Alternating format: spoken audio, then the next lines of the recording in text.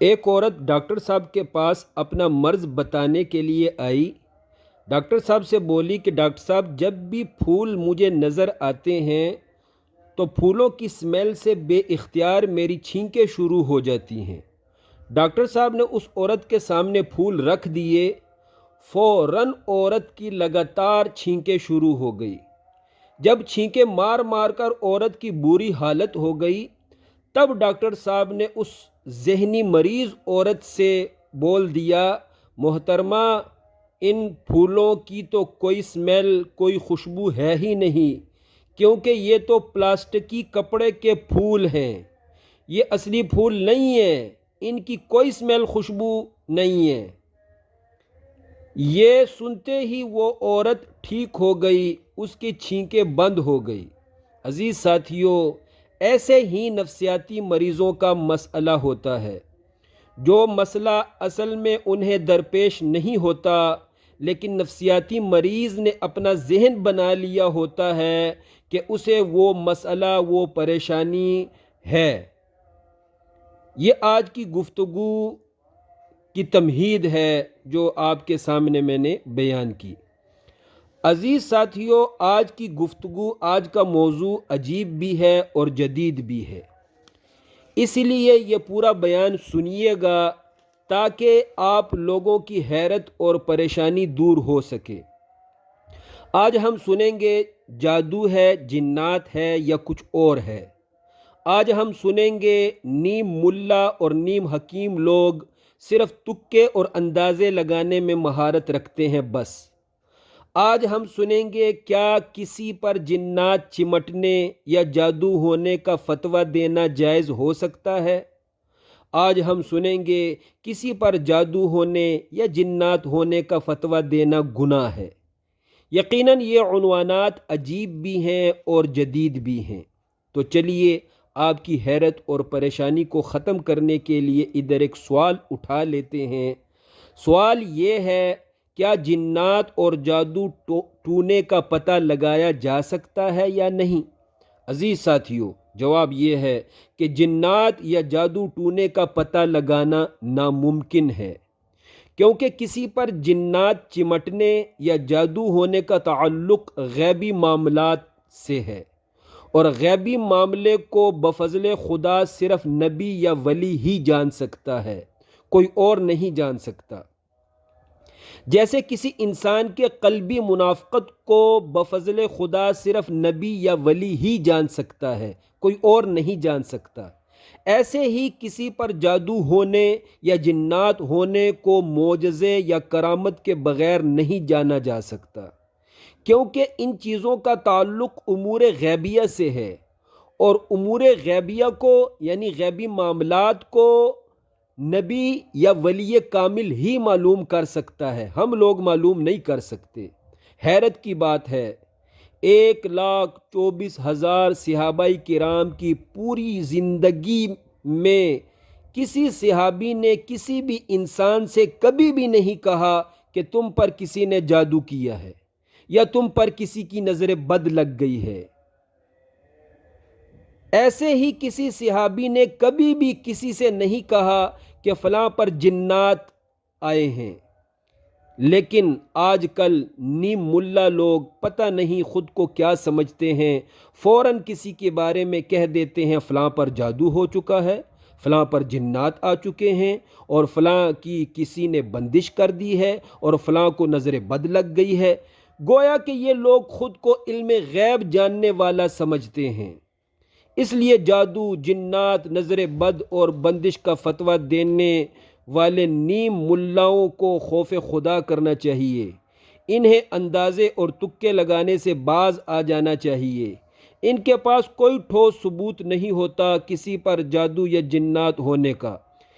یہ نیم ملا لوگ بس صرف اندازے اور تکے لگاتے ہیں اور ڈرے ہوئوں کو مزید ڈرا کر اپنا چورن بیچتے ہیں۔ عزیز ساتھیوں، دعوت اسلامی والے مفتی قاسم صاحب فرماتے ہیں، حقیقت میں ہوتا یہ ہے کہ جس انسان کو ہم جن زدہ یا سحر زدہ سمجھتے ہیں، اکثر اوقات 99.99% اس انسان پر نہ جنات ہوتے ہیں اور نہ ہی جادو ہوتا ہے، بلکہ کوئی اور پریشانی اسے ہوتی ہے۔ لیکن چونکہ ایسے موقع پر اس پریشان مصیبت زدہ کی پریشانی کی اصل وجہ لوگوں سے پوشیدہ ہوتی ہے، اس لیے لوگوں کا ذہن بن جاتا ہے کہ اس انسان پر کسی نے جادو کر دیا ہے یا اس پر جنات آ گئے ہیں۔ مفتی قاسم صاحب فرماتے ہیں، کسی کے بارے میں یقینی طور پر جادو یا جنات کا پتہ لگانا ناممکن ہے۔ کسی کے بارے میں بھی یقینی طور پر جادو یا جنات کا پتہ لگوانا ناممکن ہے، کیونکہ جو انسان ہمیں پریشان تڑپتا ہوا نظر آ رہا ہے، 99.99% ممکن ہے اسے کوئی جسمانی ذہنی مرض ہو، یا بیماری کی اصل وجہ اعمال بد کی سزا بھی ہو سکتی ہے، اس پریشانی کی اصل وجہ کسی کی بد دعا بھی ہو سکتی ہے، یا ایمانی آزمائش بھی اصل وجہ ہو سکتی ہے۔ اس طرح کی 20 وجوہات میں سے کوئی بھی وجہ ہو سکتی ہے، لہٰذا یقینی طور پر کسی کے بارے میں جادو یا جنات کا پتہ لگوانا ناممکن ہے۔ ہاں، کوئی ولی بطور کرامت جان سکتا ہے کہ فلاں مصیبت زدہ پر مصیبت مسلط ہونے کی وجہ جادو ہے یا اصل وجہ جنات کا چمٹنا ہے، ورنہ غیر نبی اور غیر ولی کوئی غیبی معاملہ نہیں جان سکتے۔ محترم مفتی قاسم صاحب فرماتے ہیں، ایک دفعہ میں تھکا ماندہ پریشان بیٹھا ہوا تھا تو ادھر موجود ایک عامل نے مجھ سے کہا، مفتی صاحب آپ پر کسی نے جادو کیا ہے۔ مفتی قاسم صاحب فرماتے ہیں، میں نے جواباً کہا، پھر تو کوئی پریشانی والی بات ہے ہی نہیں۔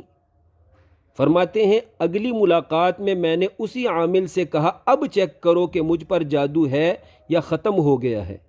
عامل بولا، اب نہیں ہے، تم نے کسی سے کاٹ کروائی ہوگی، اس لیے اب جادو ختم ہو چکا ہے۔ مفتی صاحب فرماتے ہیں، مفتی قاسم صاحب نے عامل سے کہا، اللہ کے بندے، اس دن مجھے ذہنی تھکان بہت زیادہ ہو گئی تھی، دماغی کام زیادہ کرنے کی وجہ سے میرا دماغ جکڑا ہوا تھا، اس لیے تمہیں محسوس ہوا کہ مجھ پر کسی نے جادو کیا ہے۔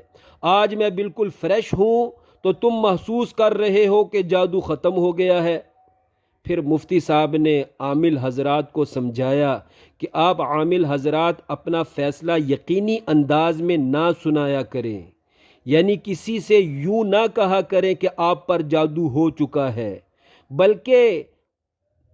بلکہ لوگوں سے یوں کہا کریں، مجھے لگتا ہے، میرا اندازہ ہے کہ آپ پر کسی نے جادو کر دیا ہے، لیکن یہ بھی ممکن ہے کہ میرا اندازہ غلط ہو، یہ ساتھ کہا کریں۔ فرماتے ہیں، اس انداز سے اپنا فیصلہ سنانا جائز ہے، لیکن یقینی انداز سے کہنا کہ یقیناً تم پر کسی نے جادو کیا ہے، یہ انداز بالکل غلط ہے۔ عزیز ساتھیو، حقیقت میں دنیا میں جادو جنات کے نام پر فراڈیا لوگ کاروبار چلا رہے ہیں۔ عامل کے پاس کوئی بھی ڈرا ہوا انسان آ کر کہتا ہے، مجھ پر کسی نے کچھ کیا ہے، آگے سے عامل بابا مزید ڈراتا ہے اور کہتا ہے، ہاں واقعی تم پر کسی نے جادو کیا ہے، اور پھر روحانی علاج کے نام پر اسے لوٹتے ہیں۔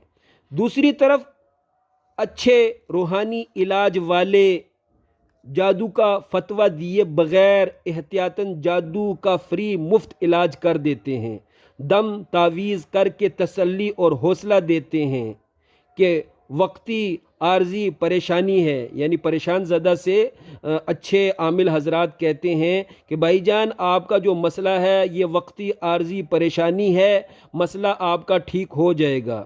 اچھے روحانی علاج والوں کے انداز سے واضح ہوا کہ جادو کا فتویٰ دینے سے بہتر ہے کہ فری میں روحانی علاج کر کے تسلی دی جائے اور ڈرتے ہوئے کو مزید نہ ڈرایا جائے۔